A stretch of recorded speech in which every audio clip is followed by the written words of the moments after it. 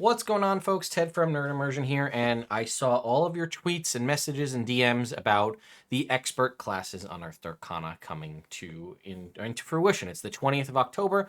We knew this was going to happen today, so as per usual, what I'm going to do is I am going to fill out said survey. So we're going to go through how you get to it, and then we're going to go through it. I'm trying something different with this survey. So what I did was I pre-filled out all of the questions, but did not submit the survey. So this way, instead of you having to watch me type out my thoughts live, I'll just get to dictate you what I already typed out.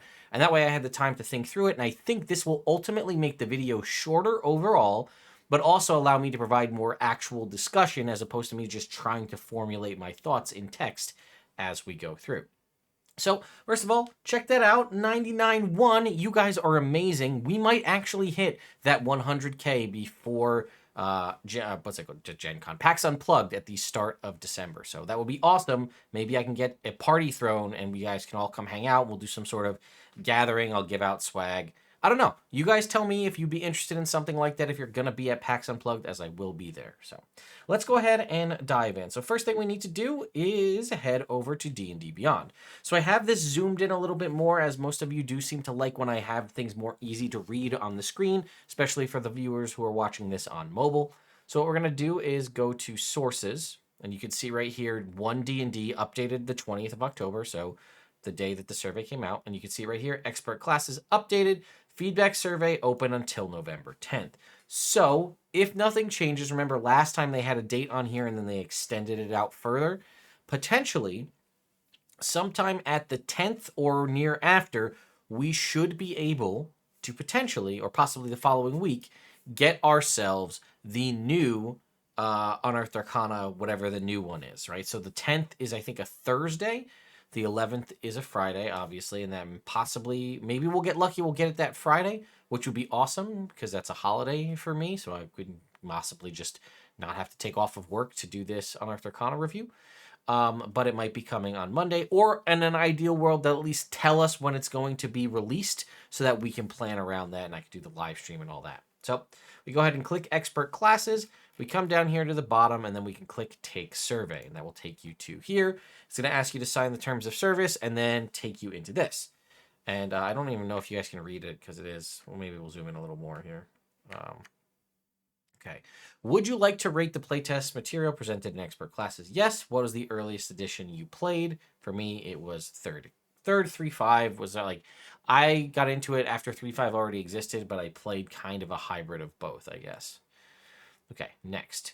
Which of the following classes have you playtested? I have playtested the Rogue personally. I had hoped to have a second playtest session under my belt by the time this came out. However, I was not able to do so as one of the players was very sick this past Tuesday. But when we come back next Tuesday to continue my playtest, even though the survey will have been submitted by then, I will still continue to do my playtest vlog series talking about what happens after the fact. We're also planning to update. I'll be updating my characters and following with new versions of feats and things that may come out. So we'll be kind of adapting as we go through here, so that playtest vlog will stay fresh as new content is released.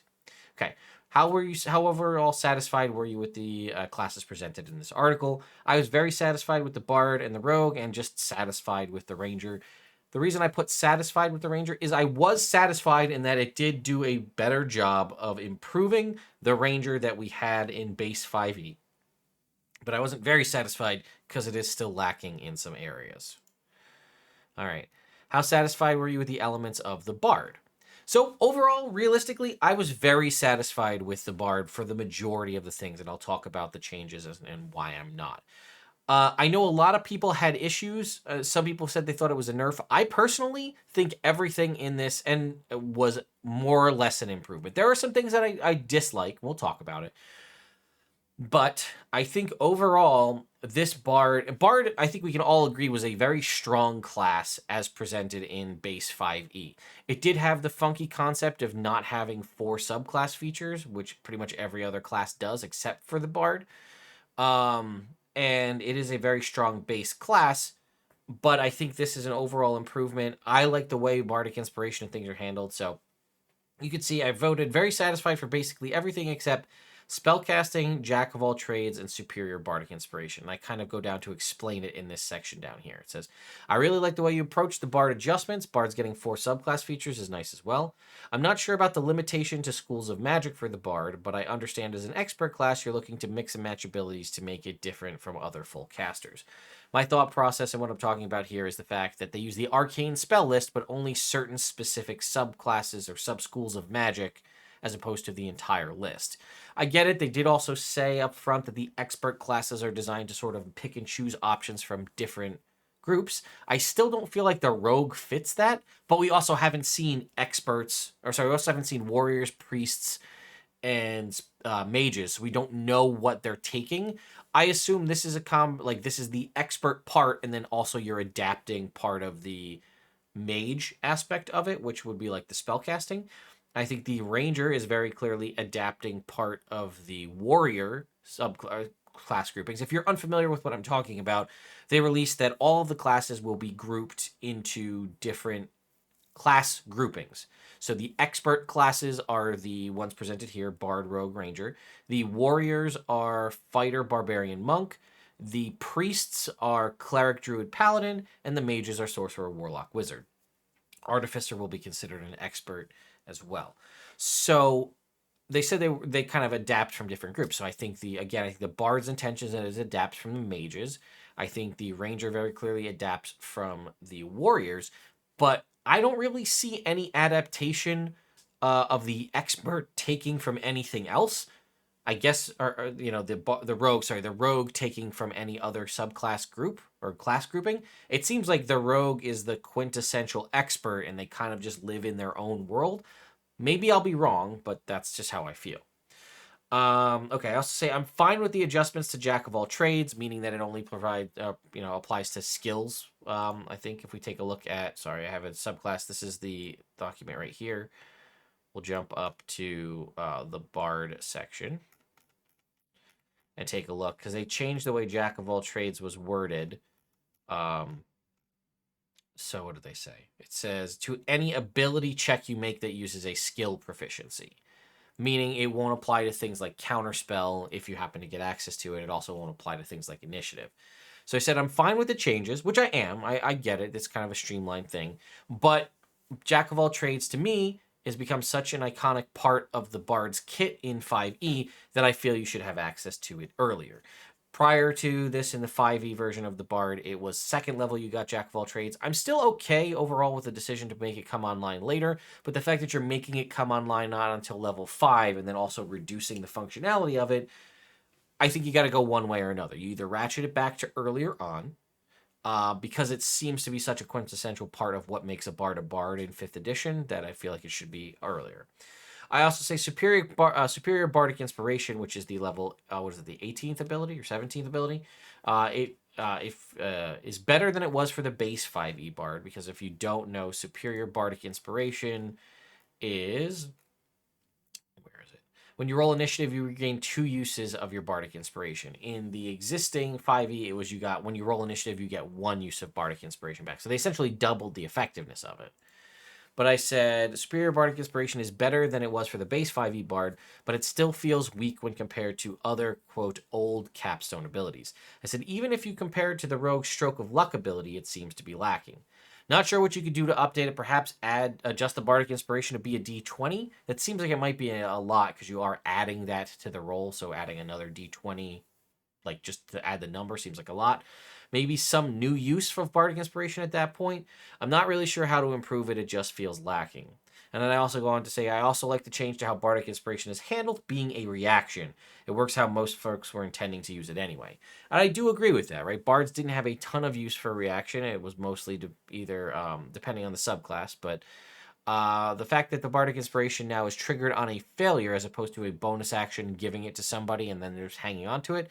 They mentioned it in their videos. I've witnessed it firsthand, having played several bards in my time, that you give somebody bardic inspiration and either maybe they just keep rolling hot and they never use your bardic inspiration, the 10 minutes passes and then it's gone, or they just forget that they have it and then they never use it. So this makes it infinitely more usable, having it be tied to a reaction, and it also has the healing aspect.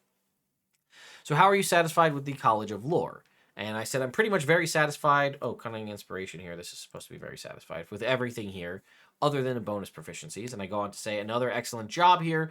College of Lore was always one of my favorite subclasses, and I think it survived the One D&D update more or less intact, if not better. I like the bonus proficiencies, and I get why it's not a free choice initially. It's clearly made to be more, quote, lore-based, which makes sense. I just miss the customizability of any 3 skills. For example, if you don't know, 5e Bard or Lore Bard says you just get 3 skill proficiencies of your choice. The Lore Bard here in the Expert Classes gets 3, where is it? They get 3 skills, but they're pre-chosen. It's Arcana, History, and Nature. Now, if you already have those, you can pick something else, but the concept here, I think, is to make it more lore-based, right? I said, cutting words looks good to me. I recognize the no more reducing damage, which is a thing you used to be able to reduce a damage roll, but I feel that that's mitigated by the bard's base ability to heal damage, to heal someone when they take damage, right? So normally Bardic Inspiration said you can roll the d20 and subtract or roll the Bardic Inspiration die and subtract it from an ability check, attack roll, or damage roll of an enemy creature. So that was a thing. However, now the new version of Bardic Inspiration has heal. Immediately after another creature hit within 60 feet of you that you can see or hear takes damage, you can use your reaction to roll the Bardic Inspiration die and restore a number of hit points equal to the number rolled. So rather than it be a chance to reduce the damage that somebody takes, you can use the Bardic Inspiration as a reaction to heal. And I think that almost works out better because you could do that if they take damage where you're trying to I think it works out better overall. It kind of does the same thing. Again, if you have a D12 and they took 6 points of damage, you could roll and heal and possibly heal that 6 points of damage. But if you rolled higher than that, you could essentially negate the damage they just took and also heal them more than they had previously. So I think it works out better overall. Let's see. I also am not missing the extra magical secrets personally. With the updates to the base bard, I don't really feel it's necessary. Which I do agree. I know a lot of people were upset that you got extra magical secrets as a College of Lore bard. The way it's kind of handled with magical secrets, essentially giving you access to 2 other full spell lists, potentially, I think I don't really see the need for extra magical secrets. See, cutting inspiration and improved cutting words are great ways to expand already useful abilities, and I like them a lot. Cutting inspiration being when you roll inspiration die, you get to roll twice, and then pick the number that's higher. Actually, use the higher of the 2 rolls. And improved cutting words is when you use it, you also deal psychic damage to the person you're using cutting words on, equal to the inspiration die, plus your charisma modifiers. It's not a small amount of damage. I said Peerless skill is just as good as ever and has the ability to not be used if the success is still a failure. If the check, I should say. If the check is still a failure. I really like that it incentivizes folks to attempt to use their abilities as they're intended to be used, but it's also less punishing on a failure.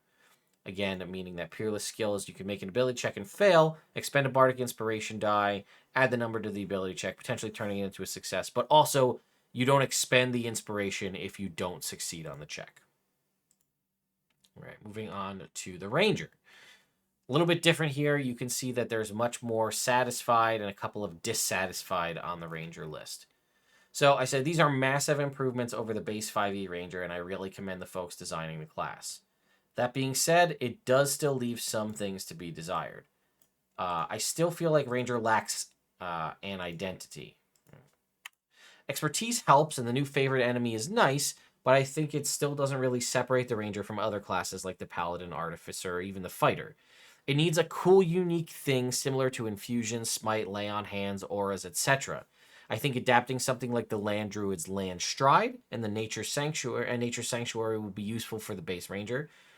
I like the changes to favored enemy, being that it's a Hunter's Mark, but you are still ultimately limited to your spell slots. So perhaps it can be done a few times per day without expending a spell slot. And I said, I still stand by an animal companion as a base class feature of the Ranger is a good idea. Similar nature to Find Familiar for base Ranger, and then it's improved for Beastmasters. Also, new Foe Slayer is nice, but it still feels weaker compared to other capstones, right? So Foe Slayer now going from a Hunter's Mark damage being a D6 now up to a D10. A significant improvement to be sure, but it pales in comparison, especially if the way they're going to handle Paladins is Their level 20 super awesome transformation ability is now a level 17 or 18 ability. That seems like Rangers got real shafted in that by comparison. So yeah, I think a lot of these things are nice. Expertise, fighting class, subclasses. I think roving and tireless are okay. I think Nature's Veil. I think maybe the ability. I should probably put this in here. I'm gonna say I don't really have enough words. Maybe the ability to hide as a bonus action, or possibly con saving throw proficiency. I'm just gonna throw this in at the end here. Because I do think they should get some other abilities. I think Constitution saving throw proficiency could work as someone that's supposed to be hardy, living out in nature. I think that Nature's Veil could possibly could also give the ability to hide as a bonus action. I don't know. With the fact that you are changing the way two-weapon fighting is working, Rangers may have more access to bonus action things. But yeah, I think Nature's Veil is only okay. I think Foe Slayer is not great, and I think Favorite Enemy, I'm satisfied with it because it's non-concentration. It's always prepared, but you are still limited to your spell slots in that regard. And also, if you were to the best comparison to this would be Smites for a Paladin. Again, we don't know what Smites look like in One D&D. They might be drastically different, and then I might have to just eat my words on this. But if Smites continue the way they were in base 5e, this Favorite Enemy here is just horribly underpowered in comparison, where I can use a spell, cast a spell as a bonus action, and while it is persistent damage over time, I can use a smite to just get a big bump of damage all at once. But I guess damage per round, Favorite Enemy as it stands, would probably end up being more damage in the long run. All right. Hunter. I'm pretty much dissatisfied with Hunter in all aspects. I said I feel like this was so close, but it falters when compared to the other subclasses presented in this document. The Hunter is the only subclass here to not get 2 features at level 3, and some of its higher level abilities are seemingly very weak. I would make Hunter's Lore a second ability that you get at level 3. I would replace the level 6 ability with something defensive in nature. So, for example, if you look at the Ranger, you'll see that you get Hunter's Prey, which is when you hit somebody and they have less than full hit points, they take an extra d8 once per turn. Hunter's Lore is just basically if you mark somebody with Hunter's Mark, you know their immunities, resistances, and vulnerabilities. That kind of sucks. It's kind of almost like a dead level. So I think you make this the second ability that you get at 3rd level for the Hunter, which is, like I said, it's the only one that doesn't get it. And then I would also, again, like I said, make the new level 6 ability a more defensive ability.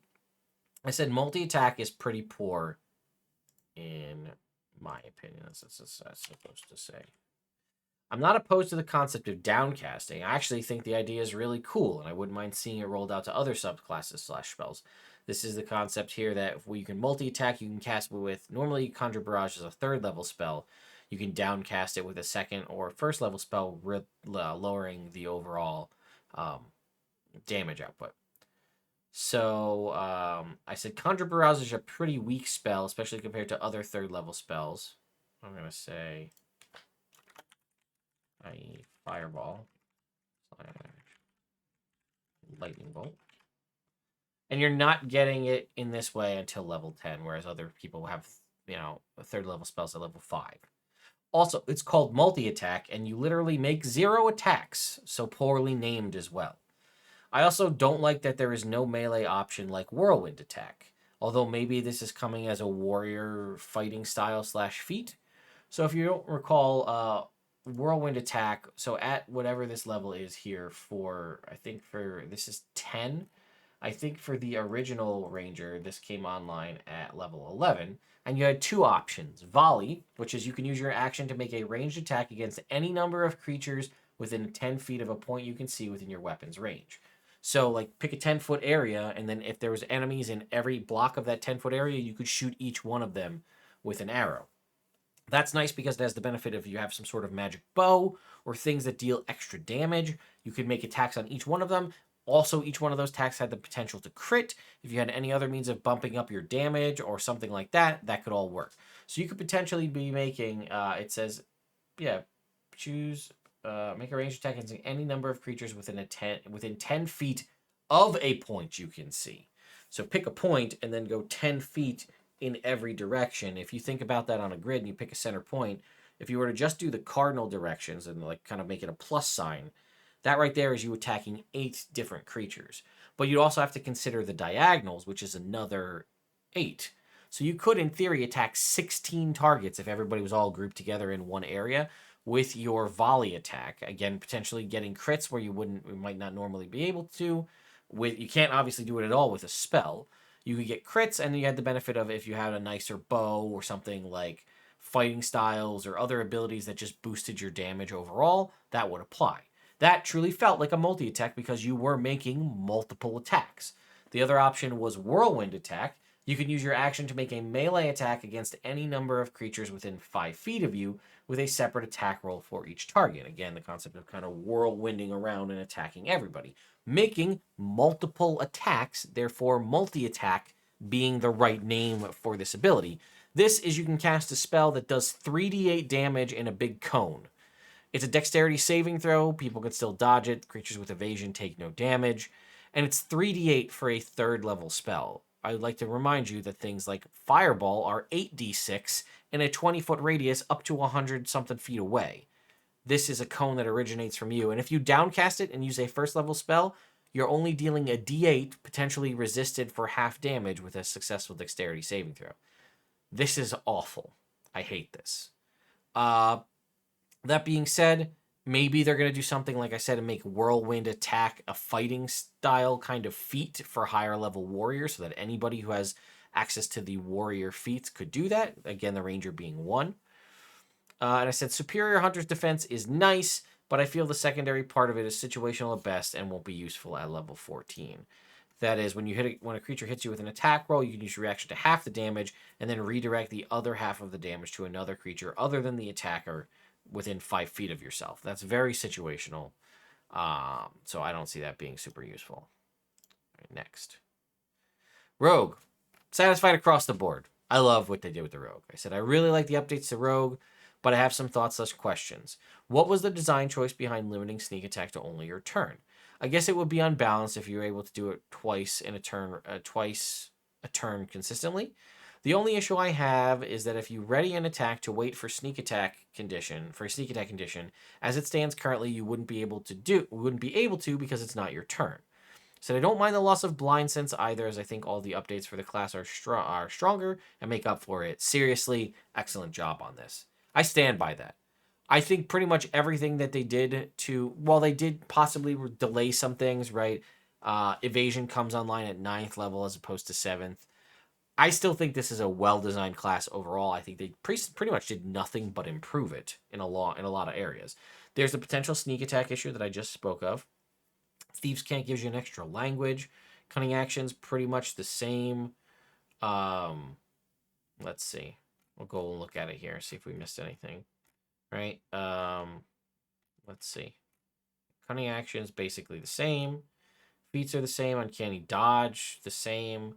Expertise, actually, you think you get your 2nd expertise earlier than you did before. I could be wrong on that, though. You still get the extra feat at 10th level. Reliable talent was adjusted, so whenever you make an ability check that uses one of your skill or tool proficiencies, the wording on it was a little funky, so there were ways you could possibly apply it to initiative. I think this works out fine the way it is. Subtle Strikes is, I think, way better overall. I don't even know if rogues had access to this. Let's see. Scroll down to the rogue level. What is this?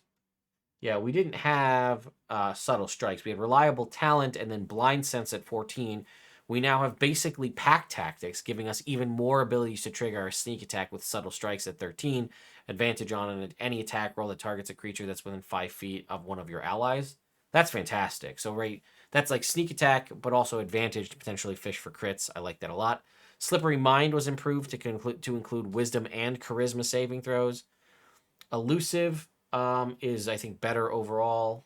I believe it says no attack roll. Originally had no attack roll, has advantage against you while you're incapacitated. No, so that's the same. Stroke of Luck is a massive improvement, which I don't feel like I talked about or anybody else did. So Stroke of Luck originally, as the level 20 ability for rogues, said if your attack misses a target within range, you can turn that miss into a hit. Alternatively, if you fail an ability check, you can treat the d20 roll as a 20 once per short or long rest. Now, this says if you fail a d20 test, you can turn that roll into a 20. Can we talk about that? If you fail a d20 test, reminder that a d20 test is not only ability checks or saving throws, but also attack rolls. So if I'm reading this correctly, at level 18, if I miss with an attack roll, I can turn my missed attack into a natural 20. Therefore, auto sneak attacking? I believe? That's how I read it. Previously, it was if you fail an ability check, you could turn that roll into a 20. This says if you fail a d20 test, which means attack roll, ability check, or saving throw is turned into a 20. Now, this could possibly get a little bit tricky because it's turned into a 20. You didn't technically roll a 20. But the way I see it is that, in theory, turned my miss into a critical hit. Pretty freaking awesome, if I'm being honest. And it's still once per short or long rest. All right. Moving on to the subclass, satisfied across the board. I've never had any interest in playing a thief, rogue, and base 5e. However, these changes made me roll one up for my current campaign. Great design choices all around. This and the College of Lore are currently what I consider to be the, quote, standards for balancing content going forward.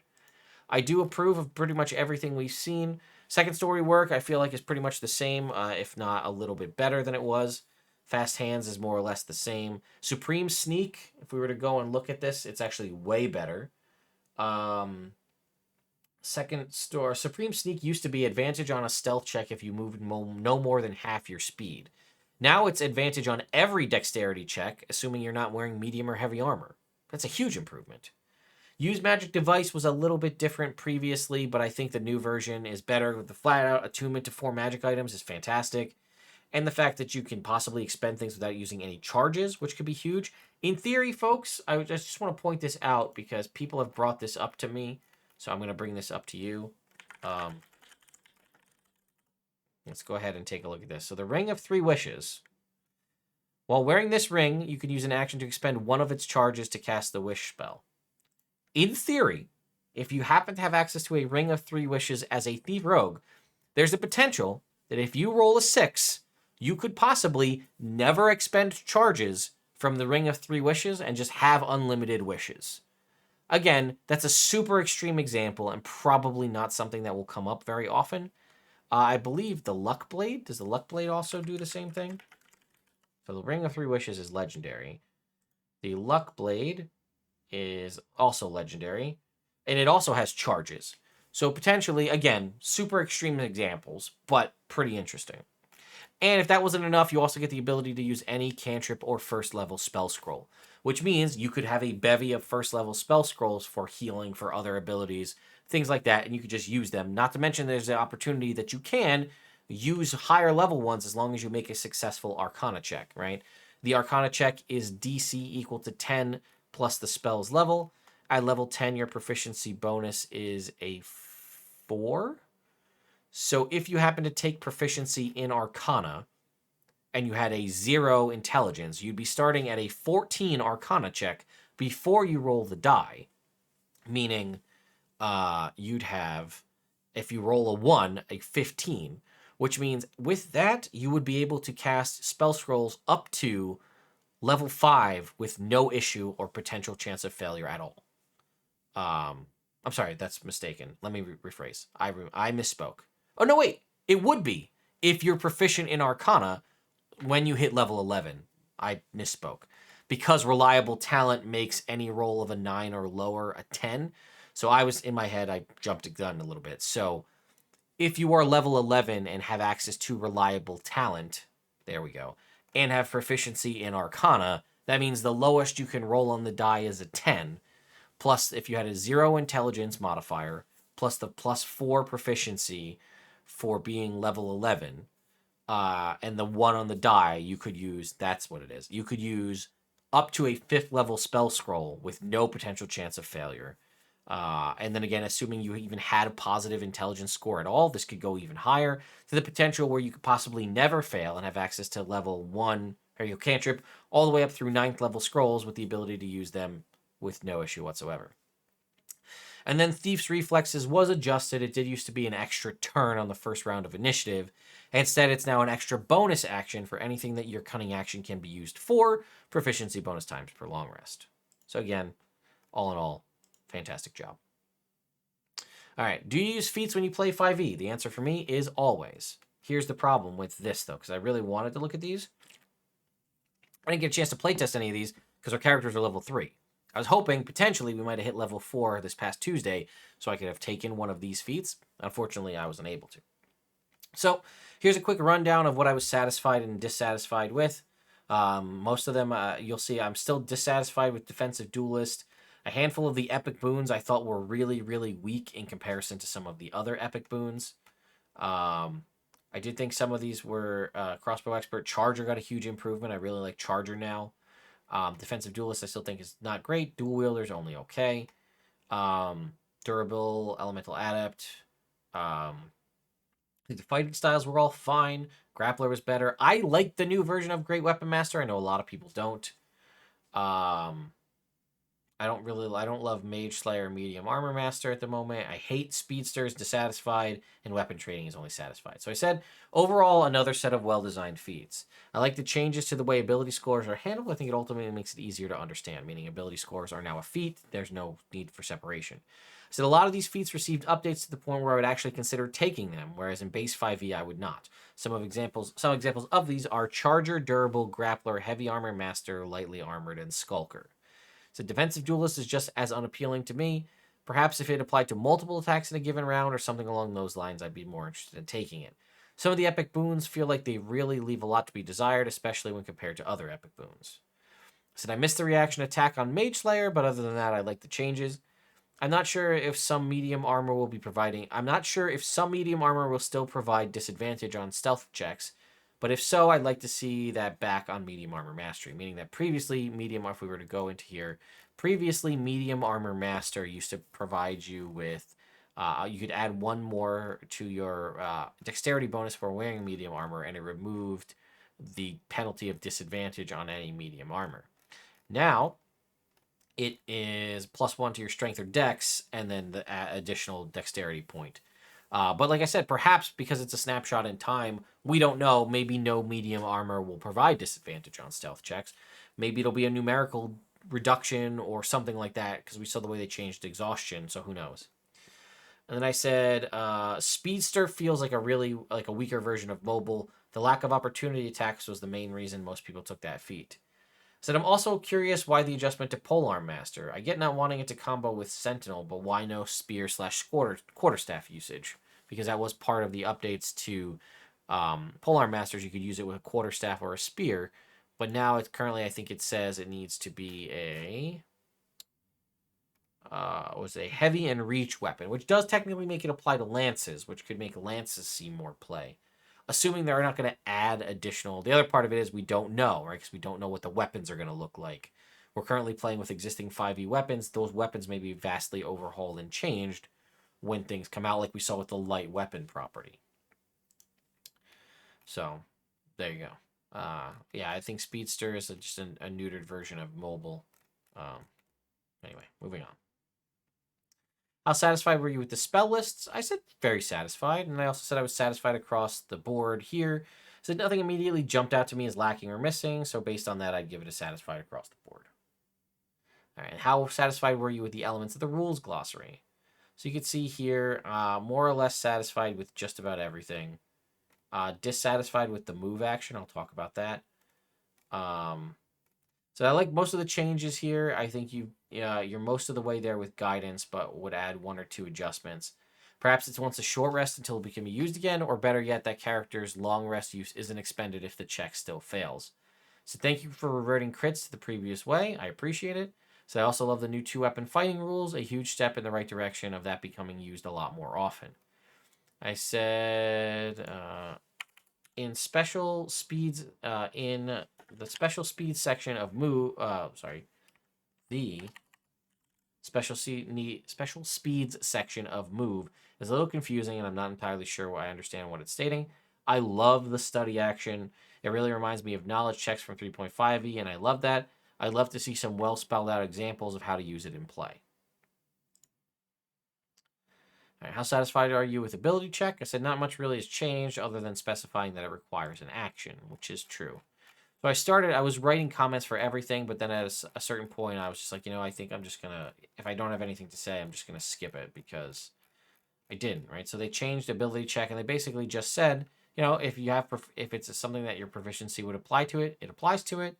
It takes an action to make any kind of skill check. This is for all the folks that if you're like, hey, can I see this? And the DM says make a perception check. In theory, unless the DM tells you otherwise, you are not ability checks take an action to do unless you have some ability that lets you not do it as an action, like hide as a bonus action for cunning action, right? That's the concept. Going forward, anytime you're making an ability check of any kind, combat or out, it takes an action. And then they give you a little bit of information here about the difficulty class. Okay, so nothing complaints there. How satisfied are you with the elements of the attack action? I just said very satisfied. I actually really like with the attack action, the equipping weapons part. I think it was always there, but it's just cleaner to me, right? You can equip or unequip one weapon before or after an attack you make as part of this action, even if the attack is with an unarmed strike. So I can punch you and then draw a sword, which I like. And then again, you're allowed to move between attacks. Nothing new there.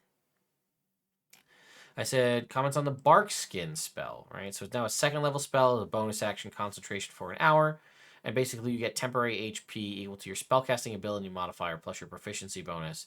And at higher levels, you can cast it on multiple characters. And it's not bad, but I think it could be a little stronger as a second level spell. I have to test it out in game though, because it may be strong enough as it is. I really don't know. Guidance. So this is basically, I just reiterated what I said. So as stated earlier, I completely agree. I completely understand the changes made and the reasoning behind it. I do, however, think it needs a tweak or two. I'd either make it so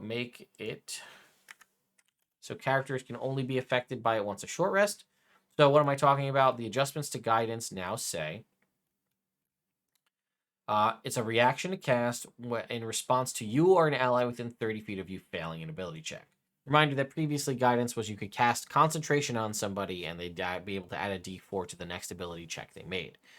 The goal of this, I would argue, and I think most of you would agree with, the goal of this was to add that d4 in the hopes that it would turn a possible failure into a success.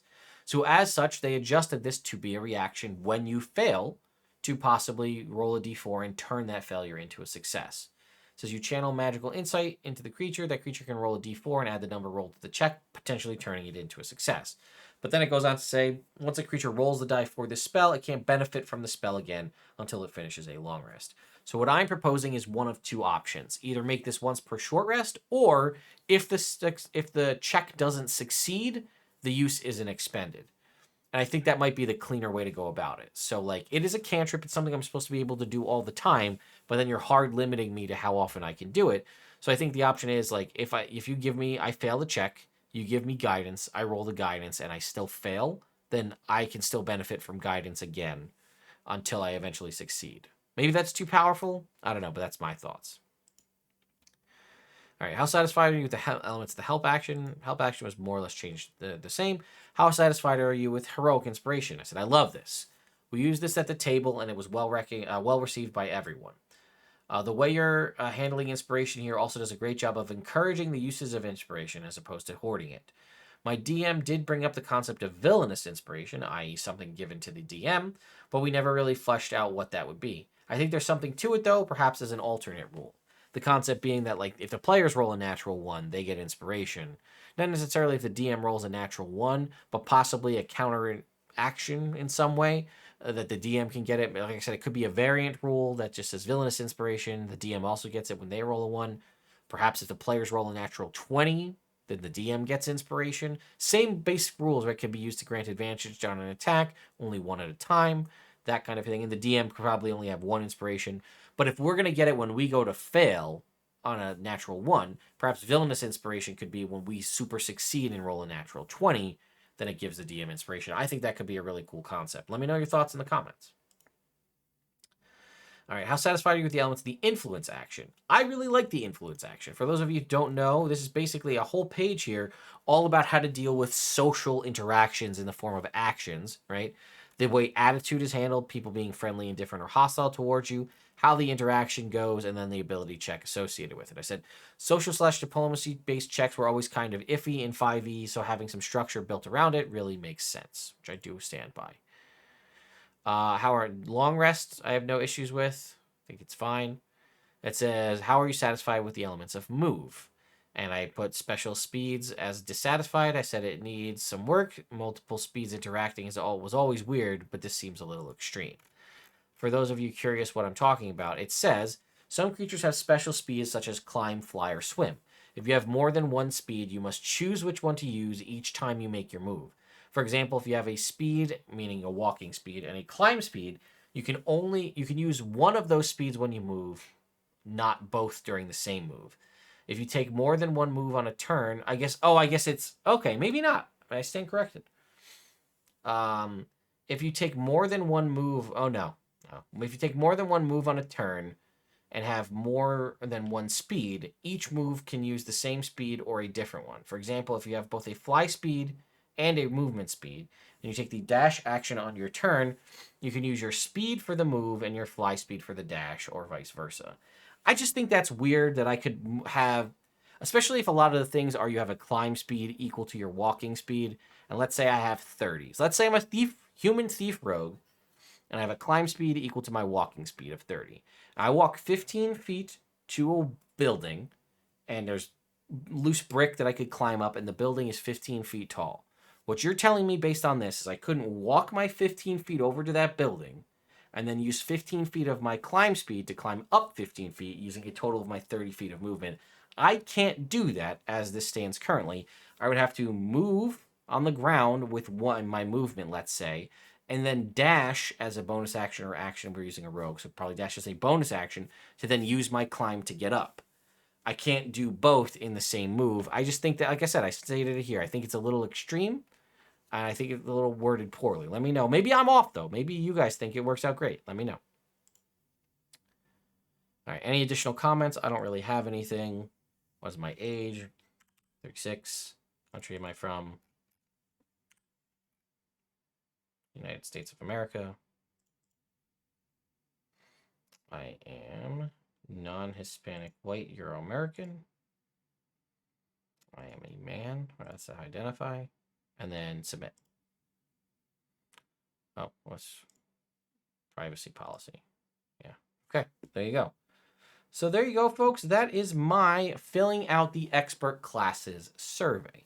I hope you guys liked this new format where I kind of went through and pre-filled everything out, and then I was able to more easily dictate to you what I said and also provide a little more feedback as opposed to being focused on typing. And you have to hear me click-clack as we go through, and then possibly I'm not going to write as much because I'm trying to do this while keeping the video going at the same time. So anyway, let me know your thoughts and opinions. Was I way off? Did you disagree with me on some of these things regarding the survey?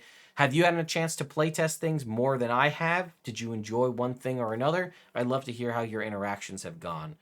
And again, I will continue to be putting out more videos. We'll be doing more playtest vlogs once things start to happen. So I will see you all next time.